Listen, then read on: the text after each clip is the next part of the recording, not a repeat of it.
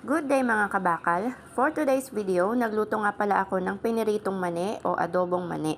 Isa ito sa mga pagkain binibenta ko sa mga kabakal ko sa construction site. Ang tawag nga nila dito ay pagkain kuyakoy o pagkain ng mga tamad o hayahay sa site para hindi sila antukin habang walang ginagawa. So, nagpainit muna ako ng katamtamang dami ng mantika sa kawali, saka ko nilagay ang bawang. Isang ulo nga pala ito ng bawang pero dedepende na lang sa inyo kung gaano kadaming bawang ang ipiprito nyo. Then kapag nag golden brown na ang bawang, tanggalin natin ito sa kawali at iset aside muna natin. Isunod naman natin iprito ang mani.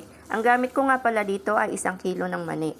Iprito natin ito for 12 to 15 minutes o kapag nag golden brown na ang kulay. Ang lakas nga pala ng apoy ay dapat nasa medium fire lang.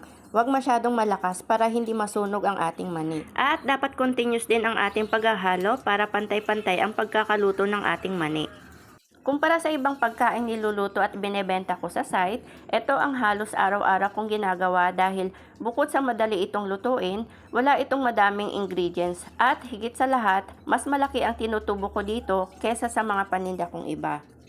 After 10 minutes o kung napansin nyo na nag-iba na yung kulay ng mani, lalo na yung mga pailan-ilang hubad o walang balat na mani na nagbra-brown na, ilagay na natin yung siling labuyo.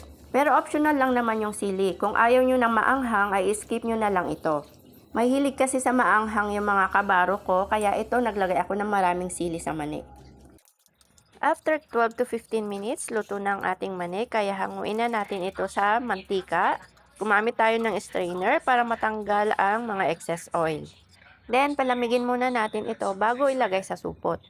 Isama na rin pala natin dito yung bawang na niluto natin nung una. At magdagdag na rin tayo dito ng konting asin pampalasa. Pwede rin naman kayo magdagdag ng betsin, kaso ayoko ng betsin kaya hindi ako naglagay.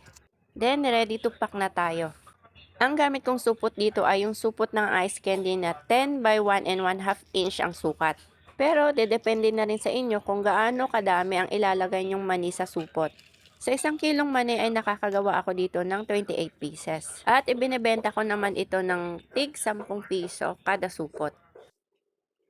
At ito na ang aking mga paninda for today, mani at saka nagdagdag na rin ako ng kamote donut. Handa na ang inyong madiskarting weldereta sa hamon ng buhay ngayong araw. Charot! Sa pagluluto pala ng maning hubad o yung skinless na mani ay the same procedure lang doon sa mani na may balat. Pero mas lesser ang time ng pagluluto nito, mga 10 to 12 minutes ay luto na siya. So this ends our video. Thank you for watching. Bye!